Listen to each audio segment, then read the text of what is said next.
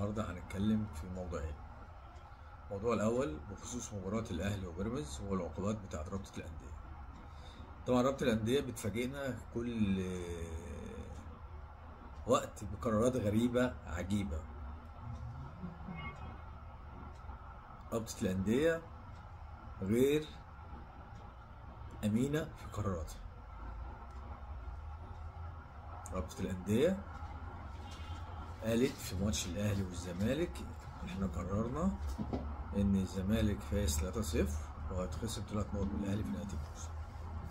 الاهلي عمل شكوى للجنه الاولمبيه وطلعوا بيان واحنا هنلتزم بقرار اللجنه الاولمبيه. بعد كده رجعوا في كلامهم تاني وقال لك لا 3-0 بس. اللوائح بتطبق بالمزاج ولا ايه؟ ولا هي عزبه محدش بيحاسب حد؟ للاسف رابطه الانديه كل يوم في سقوط ليها في قراراتها، وللاسف مش لاقي كلام اقوله، لان لو قلت كلام هغلط في الكلام، مش عايز اغلط، لان هما للاسف الضمير في اجازه. وطبعا النهارده وقعوا عقوبات على كابتن امام عاشور اللي حاول الاعتداء على مدرب نادي بيراميدز بغرامه 50,000 جنيه، مع انك انت يا ابن عامر حسين في ماتش الزمالك وسموحه تعدى على ابسيرو وقفت ماتش. فالقرارات تقريبا بتتاخد بالمزاج وحسب الاهواء. للاسف المفروض انتوا جهه محايده وتمثلوا الانديه كلها، لكن للاسف كل واحد ليه هوا وكل واحد ليه انتماء، ما بيراعيش ضميره ولا بيتخذ القرار السليم. ده الموضوع الاولاني. الموضوع الثاني طبعا حديث الساعه، حديث الصباح والمساء، كابتن زيزو. كابتن زيزو عمل شكوى في نادي الزمالك وقال لك الاداره بتروعني وبتهددني عشان امدد عقدي واجدد عقدي، في حين هو اللي طلع وعمل بيان وقال لك انا تحت امر الزمالك وانا مستعد اجدد والكلام ده كله. انا مش لاقي وصف اوصفه بيه، لان هو كده للاسف بيعض الايد اللي اتمددها.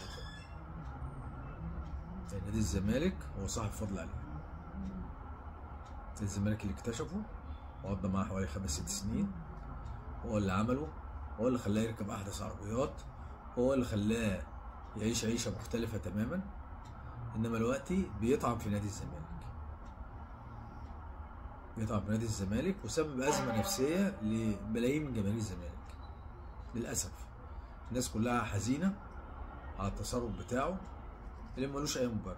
بتلعب في نادي كبير والنادي دوت بيديك مبالغ كويسه، والفرق بين اللي انت هتاخده بره ونادي الزمالك فرق ضئيل جدا. انما انت اخترت طريق الغدر والخيانه. انا عايز اسال سؤال، اشمعنى لعيبه الاهلي اما بتيجي تجدد تحط الاولويه للنادي الاهلي؟ ده النادي اللي اتربوا فيه وده النادي اللي هم انتمائهم ليه. انما انت يا زيزو انت مش زملكاوي للاسف،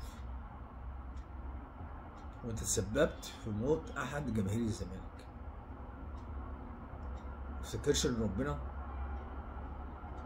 هيسيبك. والتجارب طبعا كل اللي راح من الزمالك للاهلي 90 او 95% احنا شفناه، واخرهم الهارب محمود طاهر. فعلى اداره نادي الزمالك نصيحه من مشجع زملكاوي وعضو في نادي الزمالك ان هي تقفل الموضوع ده تماما وتحاول ان هي تشتغل على الفرقه بتاعتها. نادي الزمالك ما بيقفش على حد. انت محتاج حوالي 6 لعيبه، محتاج باك رايت، محتاج 2 في خط النص، واحد جواردونجا وواحد بلاي ميكر زي عبد الله السعيد كده، ومحتاج على الاقل جناح رايت وجناح ليفت وراس حربه قوي. انت لازم تقوي فرقتك. انت عشان تقف قدام بيراميدز والاهلي سهله، قوي الفرق وهات صفقات سوبر، بلاش صفقات على شكلة مشلاك والكلام ده كله، وانت هتقدر تقف على رجلك. والاهتمام شويه بفرق الناشئين.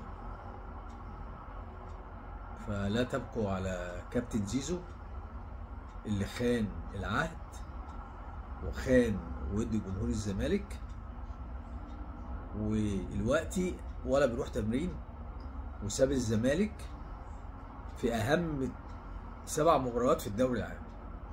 انت محترف وعقليه محترفه والناس بتتغنى بيك وفي فكرك، انما انت الفلوس عمتك للاسف.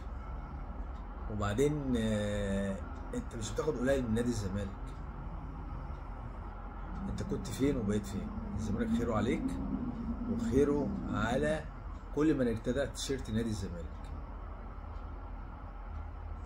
في الاخر اقول نادي الزمالك لا يقف على احد. نادي الزمالك غني برجاله وجماهيره، وكل محاولات الهدم اللي بيمارسها المنافس عن طريق الاموال التي تضخ له. من اين لك هذا؟ طبعا انتوا عارفين من اين لك هذا، عشان ما نجيبش نتكلم كلام مش ملوش لازمه. الناس كلها عارفاه. النادي اللي كان بيدور على دولارات عشان العقد بتاع جريتشار دلوقتي بسم الله ما شاء الله جاب بن شرقي وانكل زيزو وتريزيجيه وغير بقى بتفاوض بقى مع لعيبه تانيه. فاحنا نشتغل على الفرقه بتاعتنا ونحاول نقومها ونحاول ان احنا نعمل صفقات كويسه، والكرة مش هتقف على اللعيب. بيليه اعتزل، مارادونا اعتزل، اساطير الكرة اعتزلوا. انت مين بالنسبة للناس دي؟